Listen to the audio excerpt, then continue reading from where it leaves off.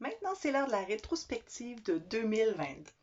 Donc, 2022 a été une année bien remplie où je pense que j'ai relevé plusieurs défis et je suis assez fière de mon année, je dirais.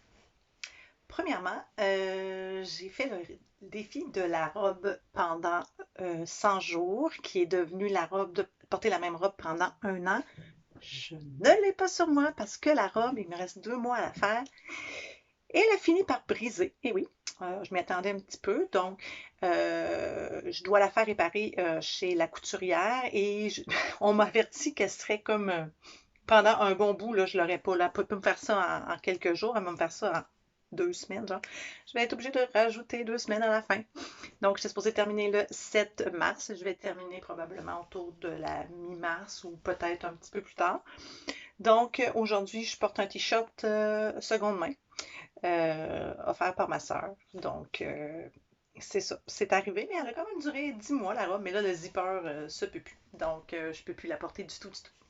Ensuite, je me suis mariée et j'ai réussi à faire avec les gens qui m'ont aidé, un mariage sans achat et végétarien quand même. Donc, sans achat, ça veut dire qu'on n'a rien acheté de neuf. Quelques petits trucs usagés, très peu. Ça a été surtout des emprunts, des dons, de la débrouillardise. Quelque chose qu'on a acheté puis que on n'avait pas le choix parce qu'on n'y avait pas pensé avant, donc on n'était pas organisé, mais on aurait pu faire autrement si on y avait pensé avant. C'est de la glace, qui est absolument ridicule quand on y pense. Ceux qui sont intéressés à voir comment j'ai réussi à faire le mariage sans achat, je vais mettre le lien d'une vidéo que j'ai faite dans la description en dessous de celui-ci. Donc, si ça vous intéresse, j'explique en détail qu'est-ce qu'on a fait puis comment on a fait pour arriver à ça. Puis, c'était aussi un repas végétarien. Tout le monde n'était pas végétarien et je vous dirais que la grande majorité des gens ont très, très, très, très apprécié. On a demandé les recettes. Donc, on a réussi une soirée très agréable.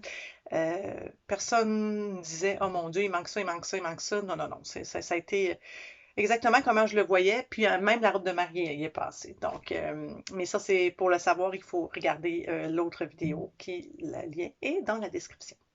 J'ai aussi fait en début 2022, je m'étais donné comme défi de ne pas acheter aucun vêtement neuf. Ça, c'était avant de savoir que je ferais le défi de la robe.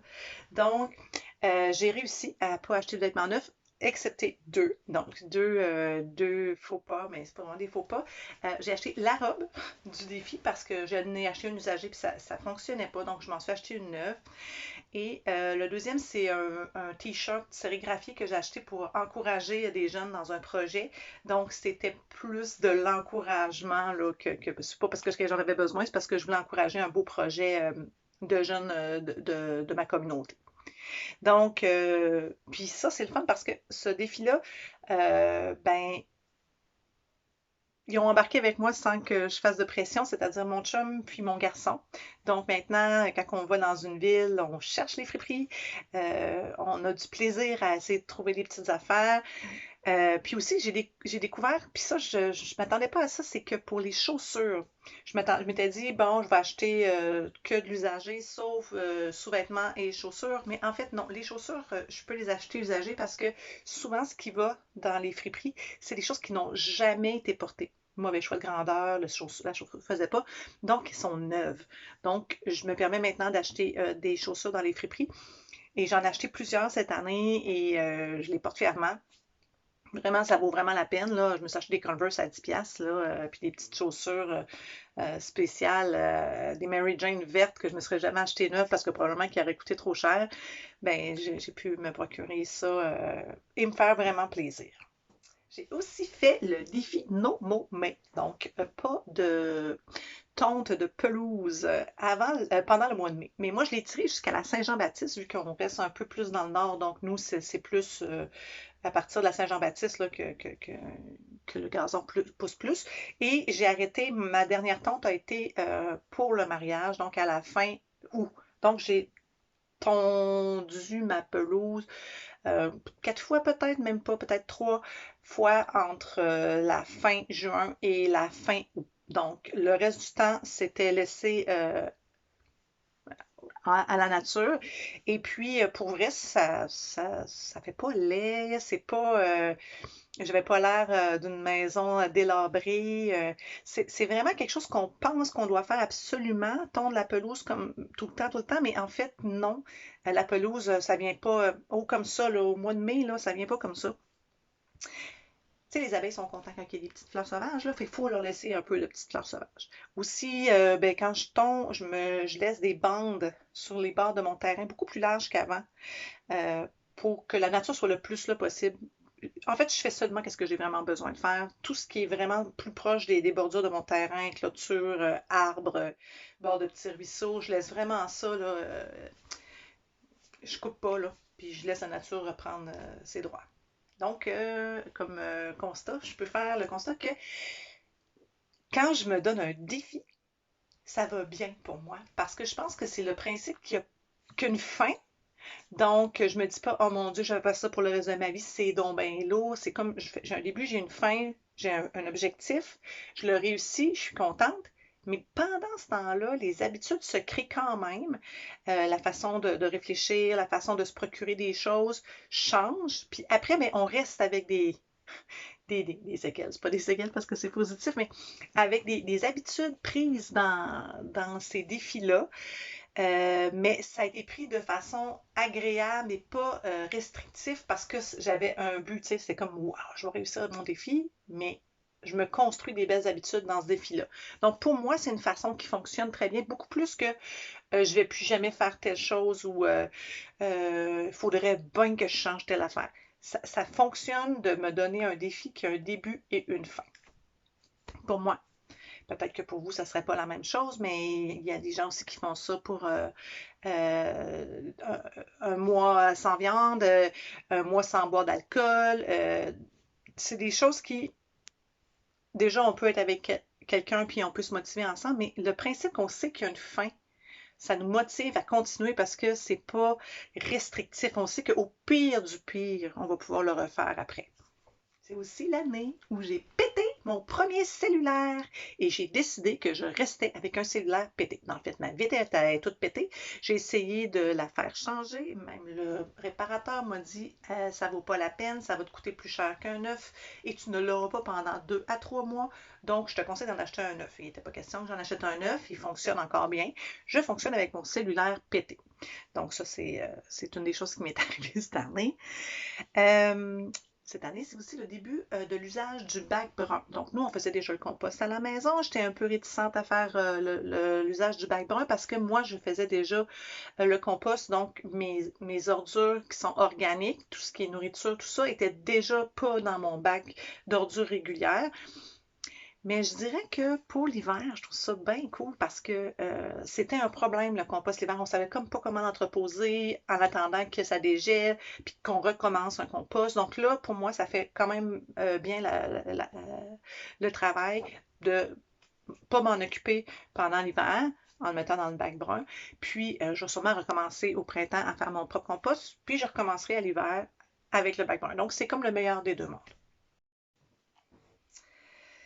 Cette année aussi, bien, ça a confirmé que j'ai bien fait de changer mon travail l'année passée. Donc, je travaille maintenant dans un carrefour jeunesse-emploi où j'ai beaucoup de liberté, beaucoup de latitude et on m'a aussi donné le mandat de m'occuper de l'éco-citoyenneté, qui est assez quelque chose qui m'intéresse beaucoup. Donc, j'adore mon travail, je mets vraiment tout mon cœur. Et à force de parler de mon travail, de mes collègues qui étaient extraordinaires, de l'ambiance de travail, de la liberté que j'avais, et de la différence que j'ai l'impression de faire dans ma communauté, ben mon chum disait j'aimerais ça moi aussi parler comme ça de mon travail, t'as l'air tellement à aimer ça. Ben finalement, il y a eu un poste qui s'est ouvert, puis ben, il est venu travailler avec moi, donc on est des collègues maintenant. Et je peux dire que malgré quelques petites appréhensions que j'avais au début de on va tout le temps être ensemble, on va peut-être se taper ses nerfs, c'est pas du tout arrivé. En fait, je pense qu'on a découvert qu'on a beaucoup de fun à travailler ensemble, on a des idées qui sont très complémentaires, on ne travaille pas de la même façon, mais on se complète super bien. Donc ça, ben, ça fait que ben, je peux covoiturer aussi, comme presque tous les jours, on va presque tout le temps travailler en même temps, parce qu'on peut faire aussi du télétravail. Donc, on s'arrange pour que nos transports vers la ville où on travaille soient en même temps pour éviter le plus de transport possible. Donc, je peux dire que cette année, ma voiture, je ne l'ai presque pas pris. J'ai vraiment limité au maximum mes transports en voiture, avec ma voiture. Donc, j'ai limité vraiment beaucoup. Puis en faisant du covoiturage comme ça, ben, c'est vraiment meilleur pour l'environnement. Puis, ben, ça crée aussi des moments, 2 fois 45 minutes par jour, donc 1 heure et demie où est-ce qu'on peut jaser, puis se rapprocher, puis rire, puis avoir du plaisir.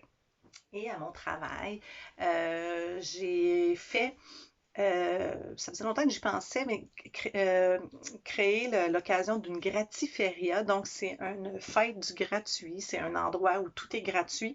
Donc, on avait ramassé des dons de toutes sortes, nourriture, vêtements, jouets, livres, tout ça. Puis, on a offert à la population de venir tout chercher gratuitement. Ça a été vraiment le fun. Les gens ont commencé à m'identifier à ça. Donc maintenant, je reçois souvent des appels. As-tu besoin de ça? As-tu besoin de ça? Saurais-tu quoi faire avec ça? Qui pourrait avoir besoin de ça? Je deviens comme une courroie de transmission de trucs gratuits. Je suis vraiment pas dans la vente. Je suis vraiment dans le faire circuler ce qui existe déjà. Puis, je l'ai même fait à la maison aussi, une table à l'extérieur, comme un marché aux puces, mais où tout était gratuit. Donc, j'ai rien contre les gens qui vendent les trucs, mais moi, je suis vraiment dans le don, l'économie du don, puis qui m'a beaucoup été apportée par mon amie Virginie au travail. Donc, comment offrir aux gens autour de nous, mais de façon gratuite et désintéressée. Donc, je peux donner sans recevoir, puis ça se peut que quelqu'un vienne chercher beaucoup de choses puis qui donne rien. Puis il n'y a pas de problème avec ça. Donc, ça fait partie de mes réussites de l'année. Donc, c'était la rétrospective de mon année 2022.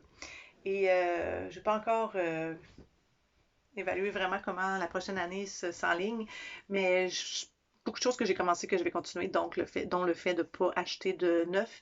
Et je vais aller plus loin que les vêtements. Cette fois-ci, ça va être tout objet confondu. Sauf si besoin nécessaire, je vais retourner vers la deuxième main. Ça voudra dire que je n'ai pas trouvé une option seconde main. Je vous souhaite une bonne année. Puis, je serais intéressée à savoir ce que vous avez réussi de pas pire dans votre année 2022. Bye.